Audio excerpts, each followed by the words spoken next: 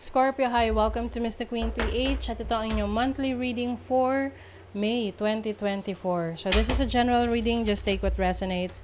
Watch your Sun, Moon, Rising, Venus for other messages. And thank you sa lahat ng mga sumusuporta dito sa ating channel. Just a reminder, gamitin nyo lamang ang reading na to bilang gabay. Pa-follow, like na rin ng ating Facebook at TikTok. Lahat po yan Mr. Queen PH. Like, share, subscribe, turn on post notifications para lagi kayong updated sa ating mga readings. And if you're interested in private readings, meron tayong link sa description at sa pinned comment. Paki-check nyo na lang. Ayan. So, let's see, Scorpio. What's coming to you ngayong May? Magkakaroon tayo ng full moon in Scorpio bago matapos ang April. So, let's see, Scorpio. You have energy. Mukhang marami kang energy ngayon na magawa yung mga bagay na gusto mo. Kumbaga, medyo, fast-paced ang iyong May, no? Maaring you will be also improving your energy. Sabi nga nila, if you want energy, you have to give energy. So, kung gusto mo raw na maging energized ka, kailangan you use up your energy. Parang let's say pag-gym, no? Kailangan siguro magiging very active, no, ngayong May sa mga gusto mong gawin. Kasi yung iba sabi nila, wala akong energy na mag-gym or magtatakbo, mag-run. Paano ka magkaka-energy kung hindi mo gagawin? So, kasi the moment na gawin mo na yon, mas lalong mapapump up yung energy mo. So, puro tayo energy. You also have sensuality, your freedom flowing from afar. I dance, I love, I laugh, I play. So, I think ngayon, you will be embracing your sensuality. Maari ring mas magiging, active sexually, or this is just about you knowing what you want, no? Oo. Alam mo yung feeling na confident ka sa sarili mo, lalo na sa iyong pangangatawan. Oo. You also have safe home. So, some of you maaring uuwi ng hometown or uuwi ng Pilipinas. Yung iba naman, meron kayong mga gagawing changes sa inyong bahay to keep it safe, no, and protected. So, example, magpapakabit ka ng CCTV or ng alarm system, magpapalagay ka ng gate, ayan, anything that make you feel safe. Let's see your overall energy for May 2024. Okay. You have the Emperor. So, speaking of energy, napaka-strong ng energy ng isang Emperor. This is the sign of Aries. So, I think may mga leadership role sa inyo. Merong mga bagay na you will take responsibility, no? For example, meron kang proyekto. So, ikaw ang take responsibility niyan. Pwedeng malaking project, pwede rin sa community ninyo. Some of you naman, merong mga kailangan ayusin or asikasuhin related sa iyong mga paperworks, no? Yung example sa batas or sa government, may kailangan kayong asikasuhin. But I feel like you are more focused on your goals at ito yung may dedication ka at meron kang responsibility and meron kang determination and discipline, no, para ma-achieve mo yung gusto mo. Let's see your challenge. Ano yung challenge ng mga Scorpio? You have the Two of Wands. Sometimes, no, in making decisions, nahihirapan ka, lalo na kung torn between two situation ka, no? So, it's time for you to take responsibility for your actions, for your choices. And kung meron kang mga decision making na gagawin, trust your instinct, trust your intuition. Kumbaga, ito yung time na mas magiging matigas ka pagdating sa decision mo.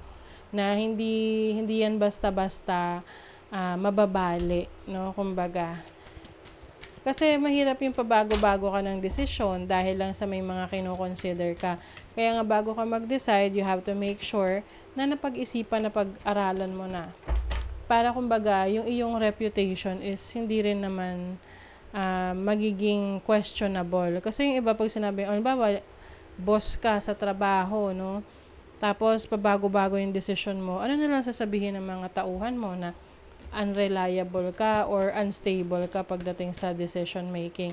So, for you, yan yung ide-develop mo or aayusin mo para mas maging define yung iyong pagiging leader. So, let's see your opportunity. Your opportunity is the Death card. This is your energy. Scorpio energy. So, transformation. Merong changes, no? Maaring meron kang kailangang i-let go. May mga endings. Pero may new beginnings din. Okay? Maaring meron kang i-let go na trabaho, business, career for a new opportunity para sa'yo. Maari ring meron kang babaguhin sa iyong sarili. Pwedeng physically, mentally, emotionally. So, you're going to be a stronger version of yourself. Okay? So, your blessing is the 5 of Cups. I think meron kang mga realizations of your regrets.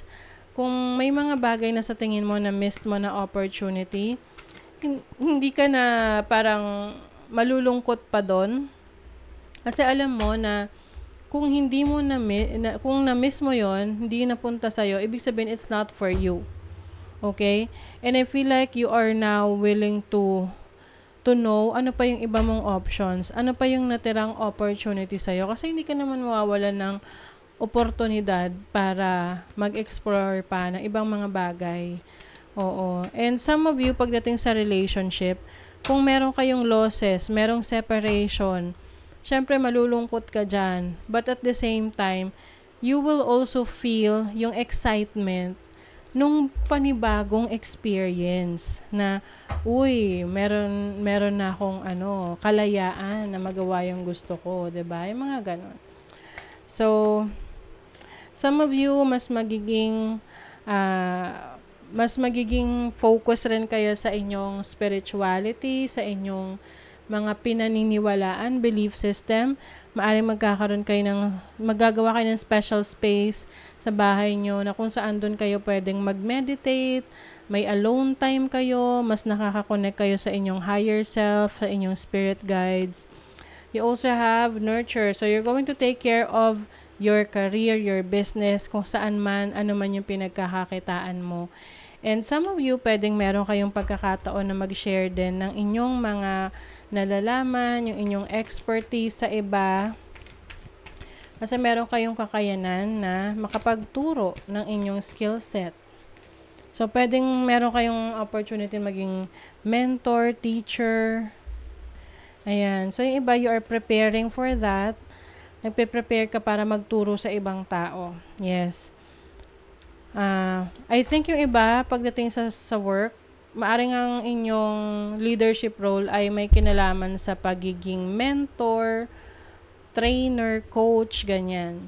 So, there is also expansion in your finances. May success. Kung ikaw yung magne-negosyo, merong success sa negosyo na gagawin mo as long as you're open for collaboration. Yung hindi ka lang, hindi lang para sa sarili mo, but also you are also open to working sa ibang tao. May new love. So, baka ito na yung new beginnings para sa inyo. Maaring isang kaibigan, yung magiging bago nyong romantic partner.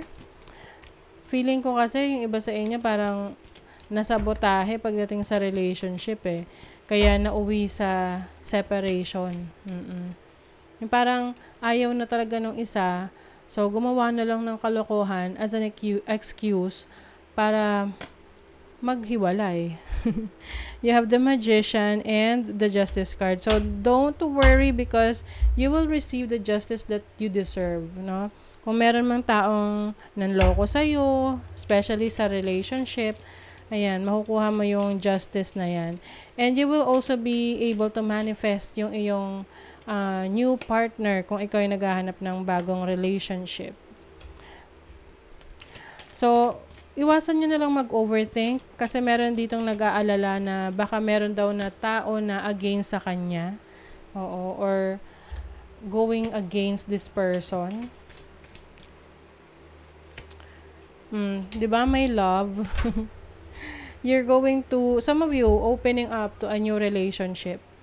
Yung iba, mas magkakaroon din kayo ng time para sa sarili nyo, sa mga mahal sa buhay nyo, na makapagbakasyon, mag-enjoy, para makapag-relax at distress. Okay? So, that is your reading, Scorpio. Thank you so much. Bye!